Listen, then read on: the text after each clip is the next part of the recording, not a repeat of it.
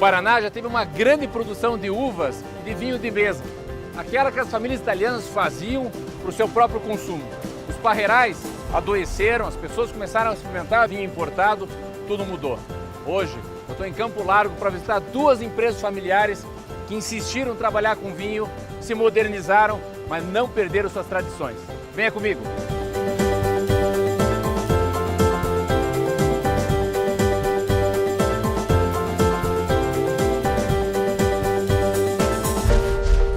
Como é que começa a história da família Zanlorenzi?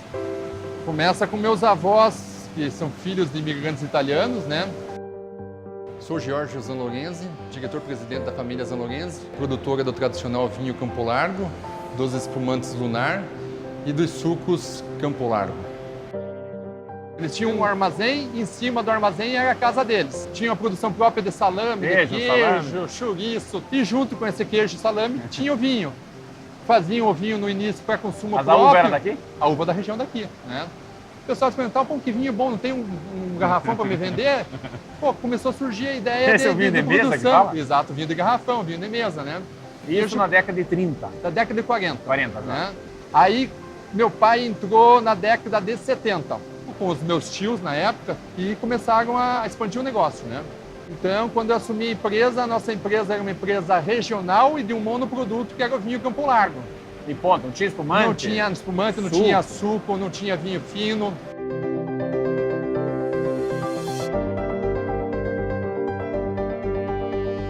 Você foi no teu feeling, essa abrangência, essa abertura? Ou você estudou para isso? Na realidade, Marcelo, eu tinha dois caminhos a seguir, né? Eu já vi algumas empresas que ficaram acomodadas e não, principalmente empresas familiares, né? E optei por seguir um caminho de diversificação de linha de produtos. Você lembra a primeira coisa que você fez? Primeiro passinho que você deu? Primeiro passinho que eu dei foi lançar um vinho com suco de pêssego. Com um público mais ou menos parecido com o vinho de mesa, né?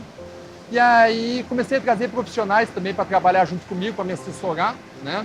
Mas ainda estava comprando uva aqui? Não. Até a uva aqui tínhamos produção até 1976. Aí entrou, um pouco antes disso, teve o problema da pérola, que atacou os parreirais, né? E não tinha a nossa demanda crescendo, não tinha mais oferta de matéria-prima para a nossa necessidade. Aí, por isso você desce para o Rio Grande? Aí a gente vai para o Rio Grande do Sul, chegamos lá na cidade de São Marcos, que é próximo de Caxias, né? Colonização totalmente italiana, então pequenos produtores, né? Você só comprava, você não tinha terra lá? Não, só comprava e nós adquirimos uma unidade lá. Então toda a nossa matéria-prima a gente recebe de 14 municípios da Serra, processa, estoca e aí depois traz para cá envasar. A uva são pequenos? Pequenos, são minifúndios. Os agrônomos estão no campo acompanhando os produtores, são mais de 1000 famílias que trabalham exclusivamente para a gente. São castas, são uvas diferentes? São uvas diferentes. Tem a uva que vai para o vinho de mesa, tem a uva que vai para o espumante, tem a uva que vai para o vinho fino.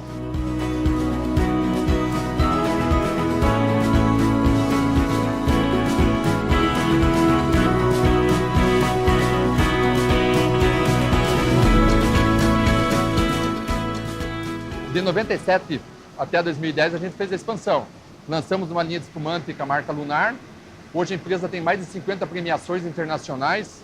Mês passado a gente recebeu medalha de ouro na Argentina com o espumante nosso Brut Rosé. Tivemos medalha de ouro na França. Caramba. Então o espumante nosso e o espumante nacional está muito reconhecido pela qualidade, né?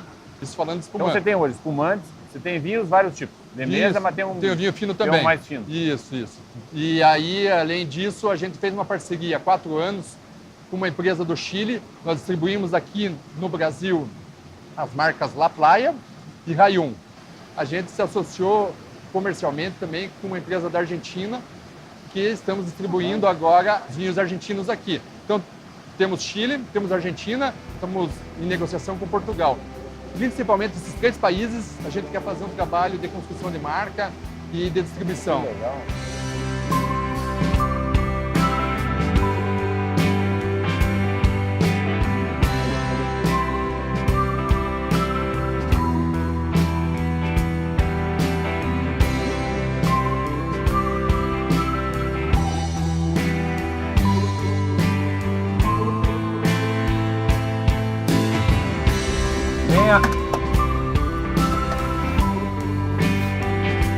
Meu nome é Heloíse Merolli, sou proprietária da Vinícola Legado, sou vinhateira, produzo uvas e vinhos finos em Campo Largo. E agora você vai fazer um tour comigo aí, né? Isso aí, Me explicar. vamos lá. Então, há 2 anos atrás, vocês fizeram uma turma e foram estudar enologia e viticultura. Isso mesmo, foi bem isso, porque não tinha nenhum curso de formação aqui nessa área, então um grupo de interessados se uniu e nós procuramos um formato de curso que já existia, porque no Rio Grande do Sul tem vários cursos técnicos e universitários nessa Entendi. área, e daí trouxemos os professores para fazer a formação aqui. Mas essa região aqui, eu sempre tive na minha cabeça que a maçã e a uva precisam de uma região muito, muito fria. Aqui dá para plantar uva? Dá para plantar tanto uva de mesa, que é a tradicional da região, né, conhecida como Terci, Isabel, Bordeaux, que é a uva de mesa, que é usada para suco de uva, para vinho colonial. E nós descobrimos que pode ser cultivada também a uva fina. É onde eu realmente, o que eu gosto realmente de fazer, é essa coisa da característica do terroir e da região. Adaptar essas uvas ao nosso clima. Mas você foi buscar elas? Fui buscar essas uvas na França e na Itália. Como falam as castas, né? Os tipos, você tem vários tipos de uvas aqui? Isso mesmo. Aqui é a uva Bordeaux, que é uma uva que nós usamos para fazer o nosso suco de uva Sapienza. Olha. Aqui é só suco de uva. Ah, mas não sabia que produzia suco. Produz o suco também. Vinho E espumante. Espumante. Isso mesmo. Suco de uva feito 100% de Bordeaux. Nesse outro lado? Aqui eu tenho cevada, que é cultivo de inverno. No inverno nós cultivamos cevada, trigo ou aveia. E quando acaba o inverno? Daí nós plantamos ou soja ou milho. A área de vinhedos aqui é em torno de 6,5 hectares, 5 hectares de uvas viníferas e 1,5 hectare de uva para suco.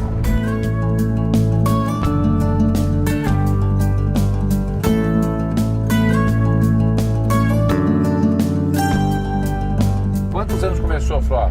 Se invasou o primeiro litro de vinho, ou de espumante, não sei, ou de suco? O primeiro foi em 2008.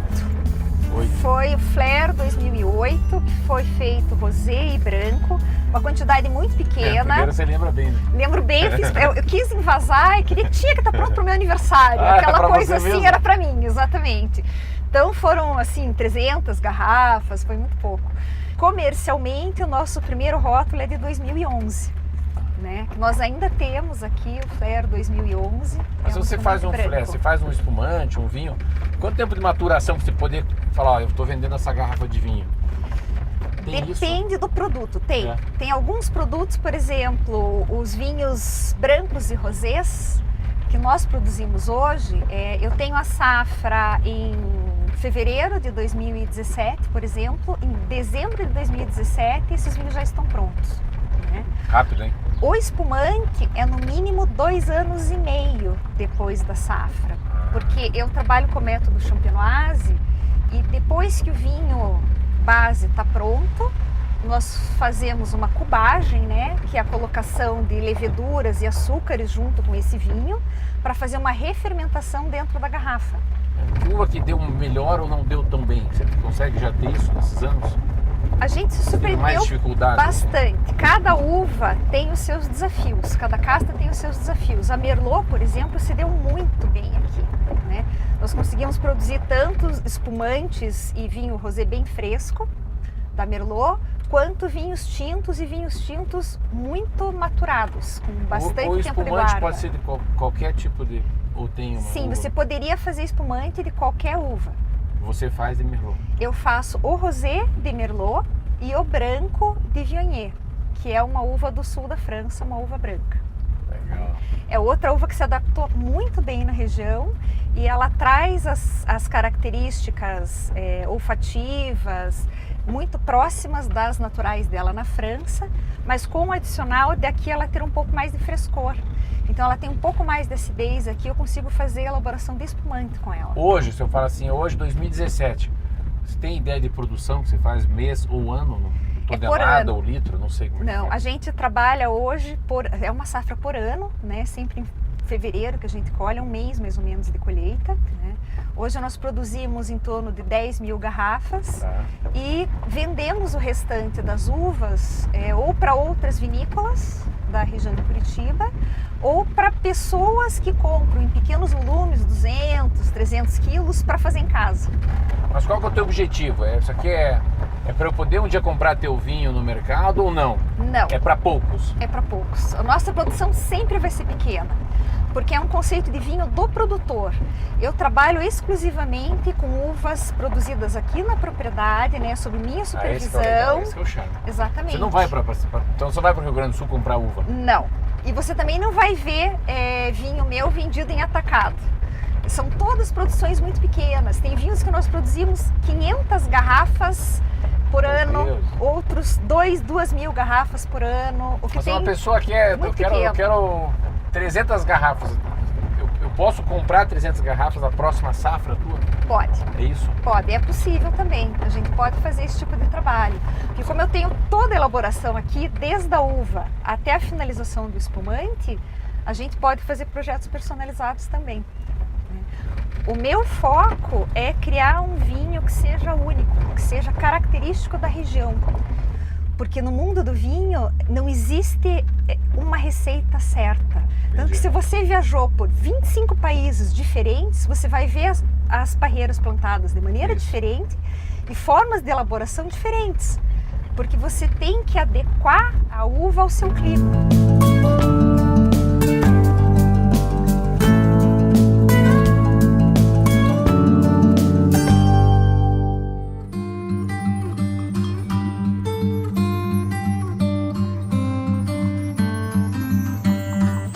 O que é esse mundo aqui que eu tô aqui atrás, esse mundo do suco? Então, agora? nós tínhamos a matéria-prima, temos a matéria-prima lá no Rio Grande do Sul, que a mesma uva que você faz o vinho de mesa, você faz o suco de uva, né?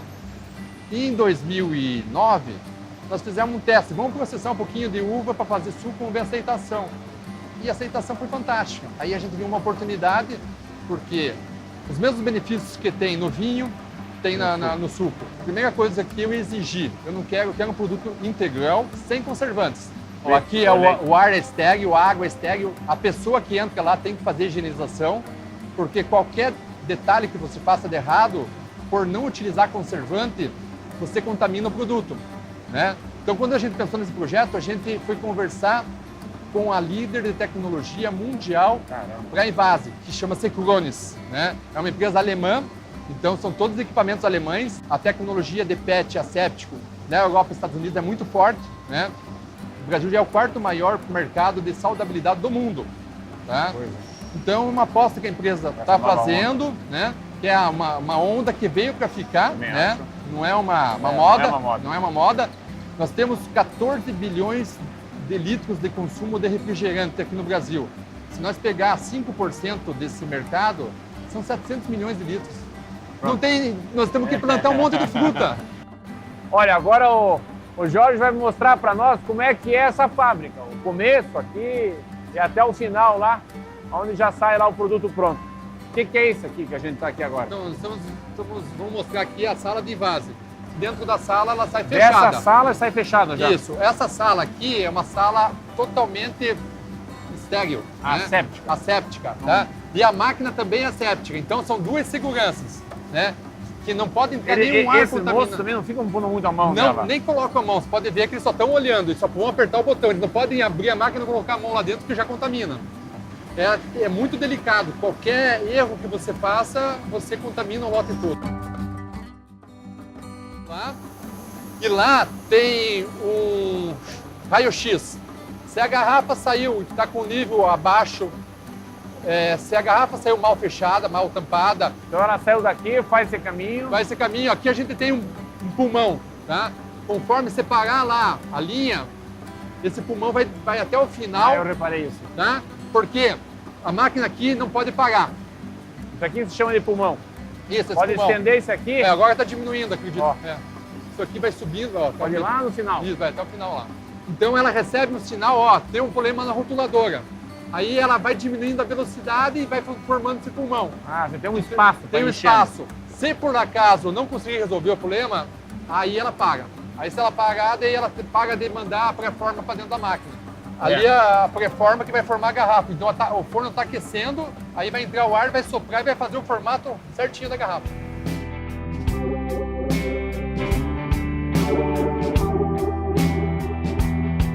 aí a garrafa está vindo, está passando pelo secador. Então, como a gente engarrafa o invase é a frio, a garrafa tem que esquentar um pouquinho ela para poder pegar o rótulo, né?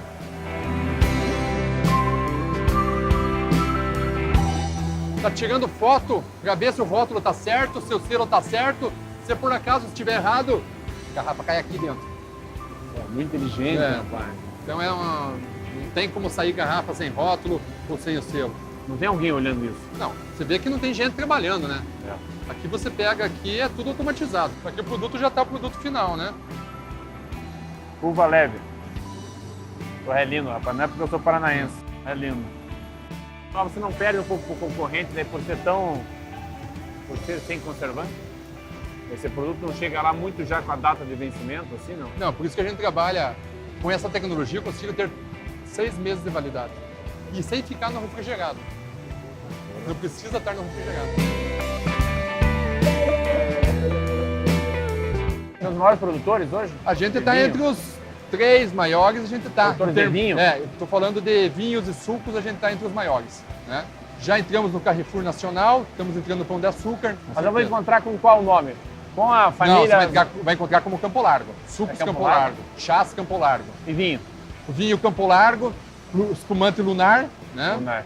E aí a vinho, nós temos aí o Família Zanloguense 70 anos, que é um vinho fino, que a gente fez em homenagem aos 70 anos da empresa. A empresa completou esse ano 75, lançamos um espumante champenoise, fermentação na garrafa, com 24 meses de barrica. Que legal.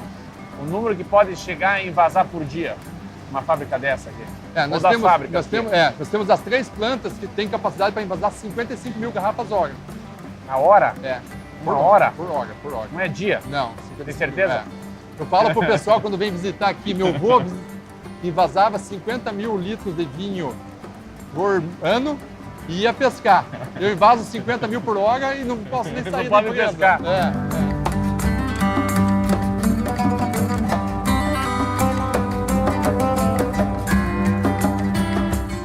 E aqui tem um pouco de cultura, essa história do vô, do pai, você... Nós temos uma marca que a gente pode falar que é um patrimônio histórico do nosso estado, né? A marca Campo Largo leva o nome da nossa cidade, porque até meu avô, quando criou a marca, foi em homenagem à cidade, né? Porque foi uma cidade que acolheu toda a família. Você é feliz hoje? Eu gosto do que faço, eu tenho amor por que faço, eu tenho uma paixão.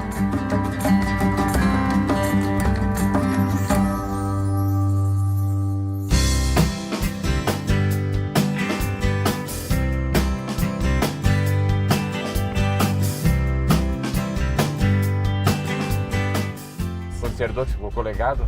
Exato. Eu escolhi o nome por ter sido uma herança e por repensar muito em qual seria um legado. Exatamente, o legado que eu queria deixar para os meus filhos. É um legado que você deixa para os filhos. Que é o legado imaterial, que não é a terra ou o concreto, não é? É o que se fez nessa terra, exatamente, né? Juntou as pessoas aqui, né? Então é aquela ambição assim de deixar um exemplo de que você pode construir o que você quiser com dedicação, com trabalho, com carinho, trabalhando pela união das pessoas em torno de um projeto, sabe? Sabendo tirar o melhor de cada pessoa, porque eu acho é fundamental quando os franceses, por exemplo, falam em terroir, eles falam de um conceito que é o solo, o clima e as pessoas. Porque todo o trabalho, as escolhas que a gente faz no campo, na uva, fazem diferença no produto final. O vinho é uma consequência do trabalho que você faz no campo. É muito artesanal, né? É com as mãos, né? E tem que ter um feeling. Um feeling, é um amor das mãos. Exato. Até para você perceber daquela uva qual a melhor maneira de você extrair o melhor dela, né? Para chegar onde você quer e que muda de ano a ano. Então agora você está vendo esse verde que está aparecendo, que a gente chama de brotação, que são depois do período de inverno em que a parreira se recolhe e seca, né? Essa época do ano a gente faz a poda, que é a corta dos ramos secos, para permitir que a planta comece a circular novamente a seiva e a soltar os ramos verdes, de onde vão vir os cachos né, da próxima safra. Aqui é tudo de uma casta só, de um tipo só? Aqui nós temos uma sequência. Uma sequência? Então, você tem aqui várias fileiras de uva Viognier, depois uva Fiano, uva Pinot, Merlot e Cabernet Sauvignon. Todas já em produção. E tudo vai ficar meio, ao momento de colher, vai ser na mesma época? É mais ou menos fevereiro de a mesma 2018? época. Isso. Mas nós fazemos a colheita seletiva, né? Então a gente vai colhendo de acordo com o produto que a gente vai elaborar e de acordo com a maturação das uvas. Mas Então, você vai crescer de qualquer jeito disso, do jeito que estão me falando. pode Você ser. acho que você vai ser maior do que você vai ser maior do que você gostaria de ser. Pode acontecer isso, né? Acho que eu prefiro pensar um passo de cada vez. Mas o teu foco é muito mais qualidade do que quantidade, é isso? Isso mesmo. Meu É foco menos mercado, é conquistar Exatamente. pessoas mesmo. Exatamente. A verdade, assim, a minha ambição é trazer as pessoas para perto do mundo do vinho. Porque hoje a gente tem uma cultura, como o vinho, embora tenha vindo com muitos imigrantes e nos estados que tem imigração europeia, o vinho até faça parte do cotidiano, da vida da família. Mas a gente precisa entender, sabia? As Eu pessoas... não entendo, você está me dando, para mim é uma aula. Quem está em casa nos vendo também deve ser uma aula. E você veja, tem 1000 curiosidades, é super interessante. Eu digo, cada garrafa de vinho tem uma história.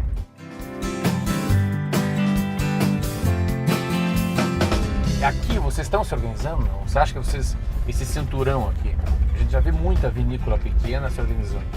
Vocês podem, daqui nos próximos anos, ser um entretenimento para quem mora em Curitiba? Sim, o nosso... Vir visitar, vir tomar um vinho, jantar, conhecer um parreirão. Exatamente. O nosso interesse é criar um polo enoturístico ao redor de Curitiba, unindo essas várias iniciativas de pessoas que começaram a trabalhar com o vinho normalmente por amor, né? E aqui já tem um pouquinho de turismo ou não?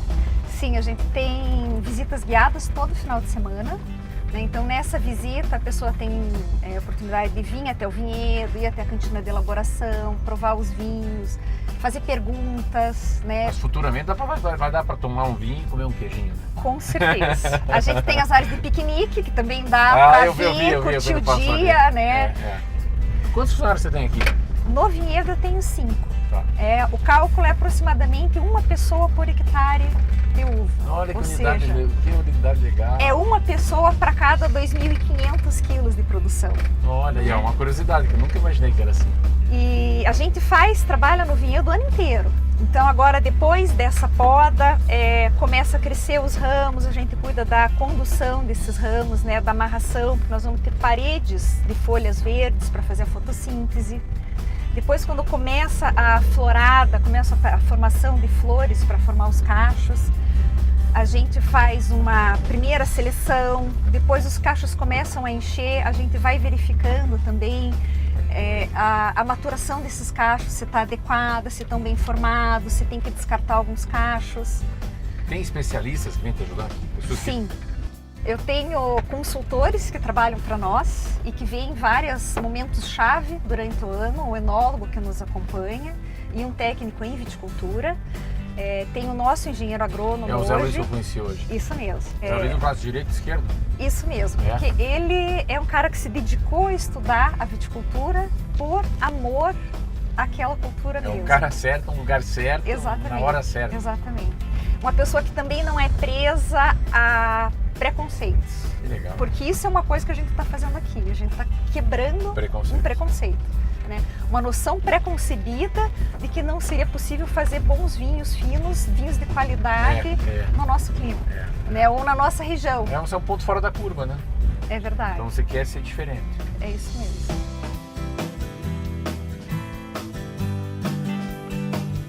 Pelo jeito que a gente percebe aqui, vai ser um lugar de entretenimento, né? Eu acho que a gente tem que desmistificar um pouco a coisa do vinho. O vinho tem muita coisa técnica, tem muita sofisticação, mas ele também tem esse apelo simples de ser um produto do campo e que pode fazer parte do dia a dia das pessoas. Mas tem que saber explicar. Porque do jeito que você me explicou, não é um bicho de sete cabeças. Não é mesmo. E é um interesse que sempre faz parte da vida da gente, o pão e o vinho, né? É, verdade. Você sabe que quando a gente planta trigo, a gente também planta trigo aqui no inverno, né? Então eu digo assim, a gente pode fazer, a gente tem tudo, o pão, o queijo e o vinho. Onde você vai me levar agora? eu vou te convidar para você parar um minutinho aqui na nossa área de piquenique para a gente abrir uma garrafa de espumante. Porque... Quando eu entrei, a primeira coisa que eu vi foi a área do piquenique. Olha só, porque não adianta a gente só falar sobre o vinho. O mais importante do vinho é você provar e gostar. Agora veio o lado bom do Mark. É Isso hora de aí. experimentar um vinho. Vamos lá? Vamos.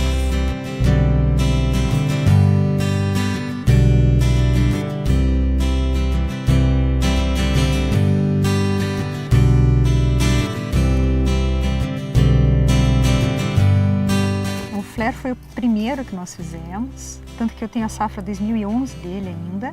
Tem ainda guardado aí 11? Tenho e ainda está deliciosa. Mas aí você fez 11, aí você fez 12, fez 13, assim não? No começo eu não fiz todos os anos. Então o Flair eu fiz em 2011, 2013, 14, 15. No começo a gente não tinha essa consistência. Tem uma saída boa? Assim. Tem uma saída boa. A espumante é a cara do Brasil, né? É. Assim, fresco, festa. Você sempre tem uma boa razão para tomar um espumante. Ai, que delícia. Hoje a nossa boa razão é a sua Aqui, visita. Olha que agradeço. Valeu, saúde, ó. Ó, vida pro Mac. A gente tá aqui num lugar que fala o seguinte, ó, bem-vindos, legado, Wine Garden. Então aqui é o jardim do vinho. Obrigado mesmo, mais uma vez. Obrigado. Ó, para você que tá em casa, vinho frisante, bom, pertinho de Curitiba. O vinho faz parte da história do ser humano no planeta Terra. Por isso é tão legal aprender mais coisas sobre essa bebida. Mas o mais bacana é saber que empresas da nossa terra se adaptam aos novos tempos e ainda conseguem preservar algo que faz parte da vida da gente, que são os vinhos de Campo Largo. Tchau e até o próximo Mac.